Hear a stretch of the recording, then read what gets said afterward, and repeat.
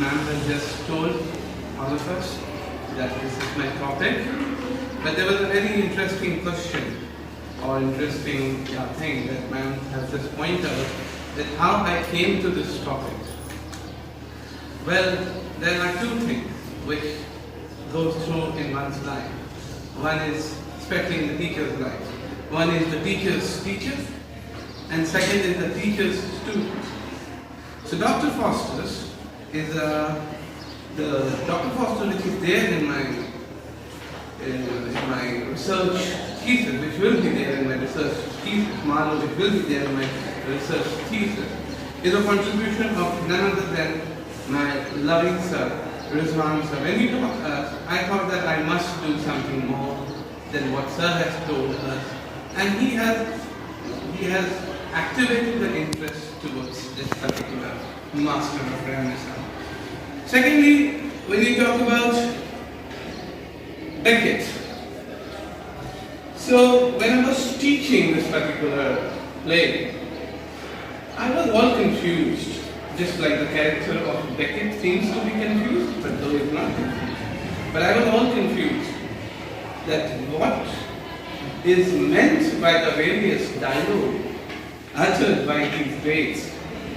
But when I studied them in the depth, when I tried to analyze them in the depth, I found wow. I just said wow. And he's something who is lying within the scales. Now, so this was the journey from the teacher to the student, and this made me to choose this particular topic. And as the answer was saying that the topic should be of your interest when he was taking on classes, the topic should be of your interest. And that was the day when I finalized this topic. I didn't finalize the variable, but I finalized it. Thank you everyone for giving me this opportunity, especially our loving head for giving us this opportunity. It's been 7 years in my teaching career that I was waiting for this moment. I am thrilled, excited, but yet nervous also. I hope things will go as I plan to. So the topic of mine, as I've suggested now, is a comparative study between the two greats of English literature. On one hand, it is Marlowe, and on the other hand, Beckett. And the variable that I have taken in is the spiritual crisis and existential choice. I will try to compare these two variables in the various plays of Marlowe and of course Beckett. Now, before going into the thick sentence of this particular synopsis, I would love to make this point, I would love to clarify this point, that what do I meant by existentialism, and though what I meant is not different from what all the critics think about existentialism. So first of all, we'll try to understand what is existentialism.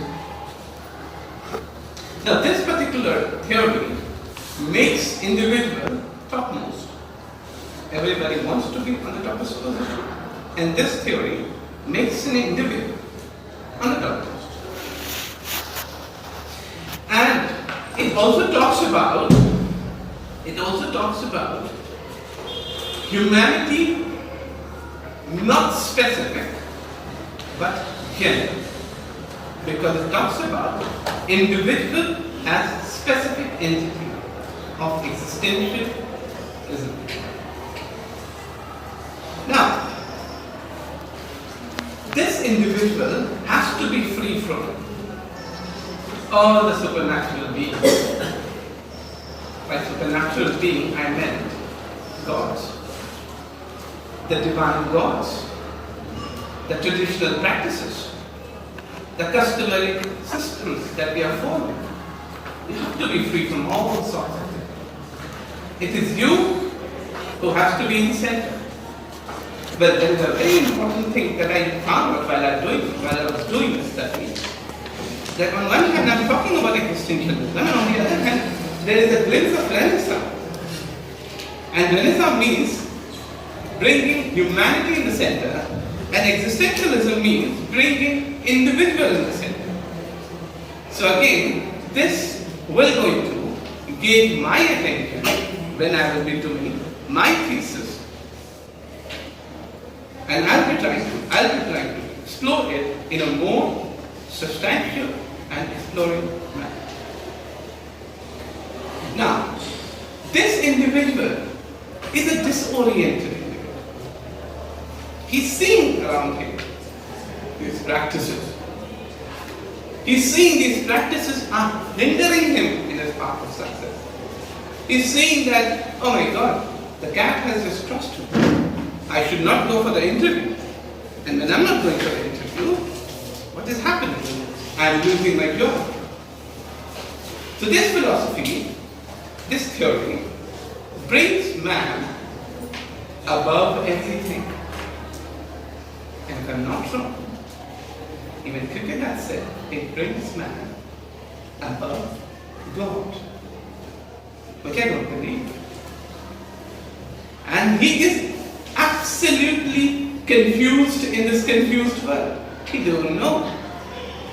He just don't know why these things are happening. Why the hell these practices are going. Why I'm going to a mosque. Why I'm going to the temple.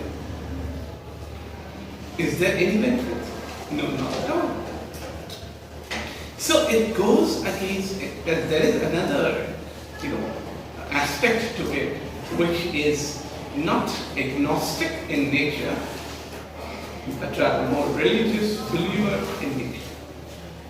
So in the same way, our protagonist, when I take the example of Faustus, our protagonist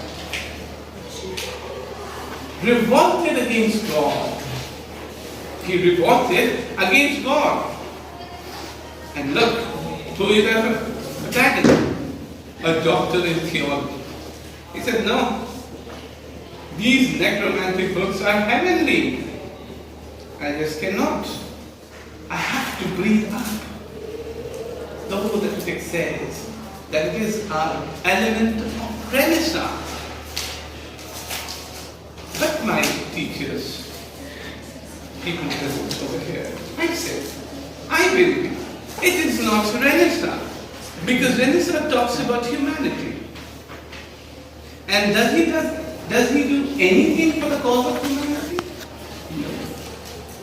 Not at all. He does everything for his individuality. And here the cause of existentialism blooms, flowers out beautifully. Though we can accept or reject his action, but we have to think, breathe in, and think that does this existentialism, does it fulfill the appetite of existentialism? Well, if you go according to the theories, I feel yes, points can be different because it is a discipline which differs. Literature is a different discipline which differs according to the mind. It is not like 2 plus 2 is 4 and it is universally accepted. Right? So he always wanted to be in the center of everything. He always wanted to be in the center of everything. Free from every internal and external power. And that's doomed him. If he would be a Renaissance man, which most of the critics believe, I was going to revolt against it in my thesis. His damnation, he would never be damned. It is his existential quest which brought crisis in his life. This is my perspective. On the other hand, spiritual catastrophe, spiritual crisis is another important point. If we try to take example of it, try to discuss it. What is the crisis? Where is the crisis? The crisis is not in the Gospels. It's not there in the Testaments. It's not there in the Holy Scriptures. The crisis is in the mind. The crisis is in the how we perceive things. And he being a theologist, he being I'm not being a doctor of inshallah one day, but he is a doctor of theology. And if a doctor of theology says that I'm getting bored of all this thing, I need to know something new, that's very good. But if it is for the cause of humanity, these necromantic books are heavenly. I will do justice to the society, but what happened in the end? He does not do anything for anyone. He does only things for his own self, and this is the reality, which damned him. God said, no matter whatever religious scripture you are reading, which has also been read by Faustus, that do whatever you want to do. Nobody is free of sin. But at least come up and say sorry. Come up and say sorry to me. I'll forgive you. Instead of saying sorry, what he says? He curses his parents. He curses his parents. If my synopsis goes wrong, I'll curse myself, I'll curse the department. Definitely myself, but he curses the parent. Why you gave me birth? He curses God. Why you gave me birth? He curses every experiences that he gone through. But he didn't say sorry. Well, sorry cannot be a password of every wrongdoing, but it can be an entry ticket if it is in concern with divinity.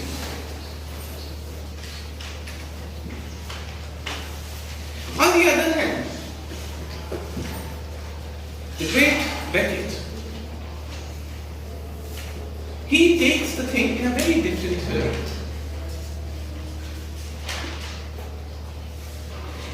He presents a conflict between living by religious and spiritual belief and living by institution. Okay. Either you can be existentialist or you can be religious. Through it. Now, what is existentialism? Existentialism is like, according to, if you decode Beckett, existentialism is the experience that you go through. Experience that you go through in your life, and you mold that experience into your own self, and then the person that comes up is a believer of existentialism. You cannot live in a vacuum, according to Beckett. You cannot live in a vacuum, whether it is Astrogen and Vladimir, which has been shown in a vacuum, but they are not living in a vacuum. They present the whole society. One is dependent between the two. Right? So it will be a comparative study. Of course, it will be a comparative study. Now, what are the aims? Everything has an aim, and I also have an aim. Right? Now, the primary aim is to bring out the existential dilemma and confusion between the two, individually in the two, both of the ways, and we'll try to compare. Right? The other purpose will be how religion is adapted, implemented, and presented. I'm talking about the context. How adaptation has been done, implementation has been done, and presentation has been done. Because you know what happens when we read something, it affects our belief. And these plays, after reading them, it affected my existential belief. And if we talk about the play within the boundary, it affects the religious crisis. It leads to religious crisis.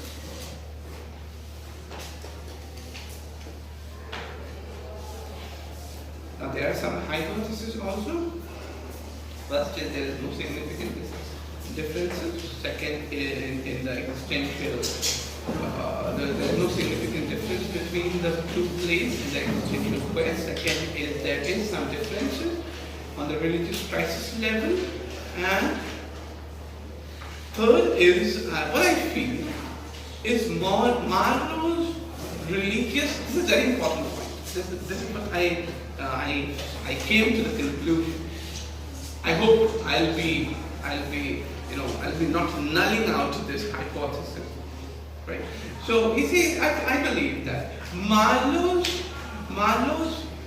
projection of religious crisis is more modern, right? By modern I mean what he has shown in the play is happening today. There are lots and lots of Fosters roaming around us, and we know them.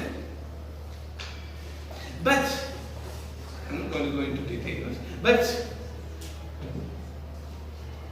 Beckett's religion or religious crisis, which he has presented, is more textual in nature, more biblical in nature.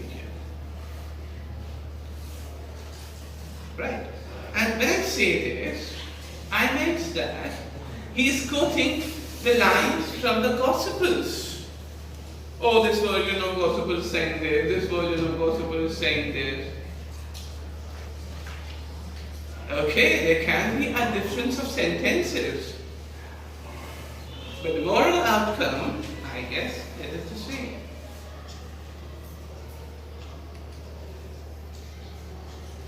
Now, the proposed thesis will be divided, definitely it will be divided into 6 chapters. Number 1, separating the curtain. I kept the name of the chapter because I'm doing drama, so I thought that I should write some grammatical terminology in the chapters. Hope it will. The first chapter is separating the curtains. Well, in this chapter, the introductory part will be done. All the variables will be talked about. Right?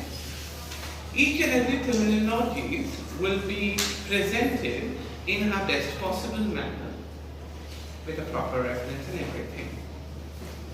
I'll be trying my level best. But as Dasunanda said, no PhD, no person who has completed PhD is satisfied with their PhD. So the same thing will happen with me only. With me also, I know that. Chapter number 2, and it's good also if you are satisfied, that means you are stopping your progress. Chapter number 2. In the location of being on the stage. Now this chapter will be containing 2 chapters. Existentialism in the different fields and the progress of the drama and how existentialism spread its wings between the progress of this British drama. Chapter number 3, the 2 dimensions. Now, this chapter will try to bring in the locale of not only Marlowe, but also of Beckett. The religious, the social, the moral, the intellectual, the everything. We'll try to understand the mind of the writer through this chapter, because mind can only be read through the social and intellectual and moral background of that particular time. Right? Next chapter, and of course religion also. religion has to play a very vital role in both 15th, 16th century also, and in of course 20th century when Beckett was writing at that time. Now, chapter number 4. Now, meeting the masters. Meeting the masters. Over here we're going to discuss about Beckett and about Marlowe comprehensively. And it will try to land in her head until now. She really extended outside her thing and helped me out and out throughout the time. I really extend my thanks to you, ma'am, and of course to my supervisor. He was so good and she was so helpful throughout that whenever I called her, she was up to me and she was yes, all standing to help. Thank you so much, everyone.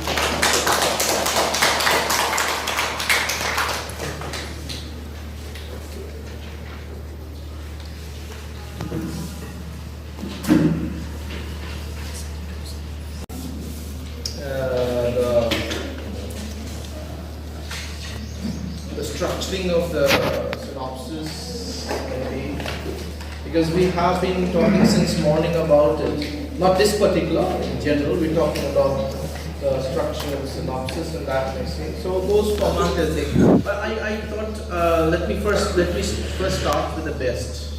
The best part of it was that it was a brilliant, the ideas and thoughts that have been put together.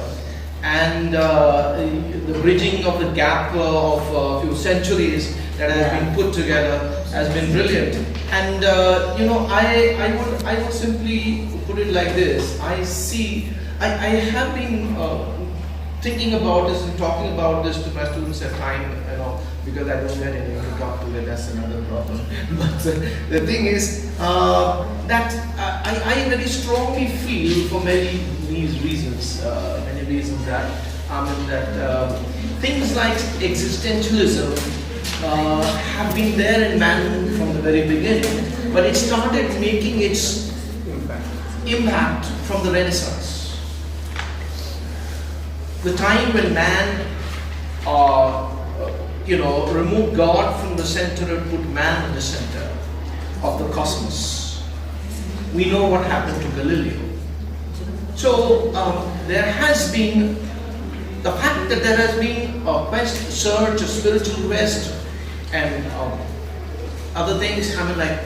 Has been there for ages. Man has always been because that's what man is made for. That is the nature of man. There must be a quest. I feel very deeply for the lack of it in our century, in our times. The lack of truth. The lack of search for truth. It's very fundamental. So what he's going to deal with is something very, very fundamental to 21st century man. And it's a very valid and a very relevant question that he's going to deal with. And I believe, Shivaru, that this is going to, maybe I'm sure you're going to name those philosophers starting from Kierkegaard to Sartre and all, but it is going to expand to many more who have been sort of involved in this thing about existentialism and all that. And when you come to Beckett especially, there is a lot there is to it. I was that there is this word, that dilemma that has been used by the human dilemma. He reaches the human dilemma about Beckett has been used by one of the most authentic biographers of Beckett, and talking about Anthony Cronin, and the last modernist he called it, and it has been used. Two things have been put there together, and that is silence and the human dilemma. He tries to reach the heart of the human dilemma. So indeed, Beckett's search has been a very existentialist search. He denied it. He always denied it. Do you know that? He always denied it, that he is there. But he was very deeply into it. As far as I'm sorry, I didn't have my copy, so I could not make any invitations. I have really not gone into your things, so I cannot make very quick, suggestions on these things. But anyway, what I felt was, when you talk of Foster's and you talk of the spiritual catastrophe, right? Correct me if I go wherever, because you have a certain way of thinking about this, that's fine, that's going in the right direction, absolutely fantastic. But when Foster signed the bond, he knew where he was going. No man could know better than him, that he was damned. And so when he knew that he was damned and he signed it, he says, so what? Let me get the pleasures for these, 24 years, and let me get all the experiences. So here is a man who was into knowledge and theology and all these things, and he says, I know all of that spiritual dimension. I want to know more about these necromancy and things like that, and the desire to know more. Now this is Renaissance. This is absolutely Renaissance. There is where it strikes very strongly as a Renaissance, and he knew pretty well, that where he's heading and what's going to happen to him. And then he says, oh, a drop of blood of Christ to save me, He calls upon that. So he knew where he's going. So and the religious crisis, as far as you talk about religious crisis in Beckett, yes, it is. That Beckett's brother his family was such, his mother was somebody who took great care that they would say their prayers, they would go to church and things like that. His brother Frank was very, very, very, very so-called Christian-like, he would be following all that. He did it in his life. Beckett was not like that, he was an exceptional man in many, many ways. As far as his family and everything was concerned. So Beckett, right from the beginning, his search was, and absolutely, I would see, you can see that very much in him, a literary mind, he was that, a highly philosophical and literary mind, that is what he was. To shut yourself in a room for 6 years and say, I'm going to read, and go mad, his drinks spoiled him, but he died at a pretty long, he lived for many years. So the problem to be investigated, the existential problem, will definitely lead you to all the religious things, and all those things are there. But it is going to expand. As you get into it, I'm sure it will going to expand terribly, and you will find yourself being drawn into many things. I was, alright, so fantastic, and the stage thing also, you talked about the stage, so there again, Marlowe and Beckett come together in many ways, the dramatics, the theatricalities of Beckett and Marlowe, fantastic, I just wonder, how a man who lived for just those 23, 24 years, Marlowe, 23 years, look at Keats also, forget about these people died so young, and Keats also very and what's the brain, what's the mind, that they go, and Marlowe was not a good guy, he was he was involved in so many things. He was being lynched, but he was being lynched. He was lynched. Yeah. A lot of things happened to him.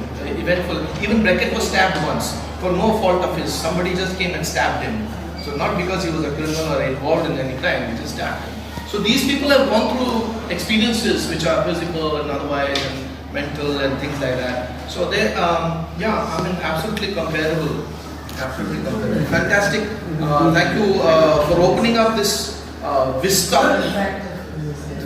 before us and to the department. I'm sure the department will be enriched by this study. Thank you, sir. And it was beautifully put. And thank you so much. And to Bhaskar, of course, thank you so much for being here. And she has been treasure and continues to be a treasure for us. So always looking forward to your, but be a little more part of the department once you're registered. I'm really happy. Thank you. Respected Dean, Internet, all my friends. Here we have two experts, at least two experts. One they are here as an expert on Beckett, our Dean, an expert on existentialism. So, in the presence of these two experts, two authorities, it's very difficult for a person like me to speak anything to comment on it. I'll start with small, very small. You have titled the first chapter, separating the curtain. Why not raising the curtain? Yeah. Yeah, because Definitely. like you say, in the end you say drawing the curtain. No? Yes. Because here you are going to introduce your subject. Yeah. Why not raising the curtain and separating the curtain? I was thinking lots on this, but I didn't, this didn't Raising click. the curtain, Yeah, opening the this- curtain, yeah. beginning, yeah. Yeah. That No, I am not asking you to change it. Because No, later changes can be later done. on, Yeah. it did make a sense. Because last chapter, Last chapter is drawing the curtains. Okay. the drawing the It It is is last connected chapter. with it. Then it does make a Then it's sense. much. But if you open the thesis in the first chapter, separating the curtain, it seems that you are going to contrast Marlowe and Beckett, which you are not actually going to do. Okay. So be consistent. Nice word. Nobody is doing competition. Dr. Dayal was speaking about Renaissance being the actual beginning of existentialism. I also see the same thing, the entire thing in the same fashion. To me, if you look at the journey of ideas in human history, then for the ancients, the world was not divided. The world was not fragmented. For them, the world was not divided into, let's say, the spiritual world and the physical existential world. For them, all these words constituted just one single whole. Okay. And when you come to the Renaissance, it is very strange, very fascinating to see that on the one hand, you see assertion of religious people, okay, and at the same time, it is also a kind of announcement of atheism. Okay. Because the moment you see human being is in the center of the whole world. So you are denying centrality to God. You are denying centrality to God. So that is, I think, the first significant atheistic movement. Although all this thing happens under the garb of theistic activities. Now, so you see, in the ancient times, entire world is one. There is no dichotomy between the spiritual and the physical existential world. Then you see a midway. And here, when you come in the 20th century, early 19th century, you are denying spiritual world in space. So it becomes just a physical world. Physical world. So a big expansion in ancient times to reach a big contraction. Big contraction. And this contraction is actually the cause of crisis, which Shivam is perhaps talking about. He says, he actually visualizes, speculates that the fact that religion had been shifted to back burner is perhaps the cause of the crisis that we face in modern times. But you see, existentialism itself has at least two branching off. One is atheistic, sometimes we call them agnostic. Okay. But at the same time, some of them are also strongly religious. Okay. So here, the kind of solution that we are suggesting to human crisis, you will have to make distinction between what kind of existentialism you are talking about. Existentialism of Beckett, Sartre, or the existentialism of, let's say, Kierkegaard or Marcel Proust. Okay. Which kind of existentialism you have in mind? Okay. So that needs to look into. You have made a very impressive presentation, and I think we all were listening to you very carefully, like a lecture. Okay, so it was very impressive. I think we all have learned something, and we have learned actually a new perspective to look at the entire history of English. Okay, so congratulations. Thank you, sir.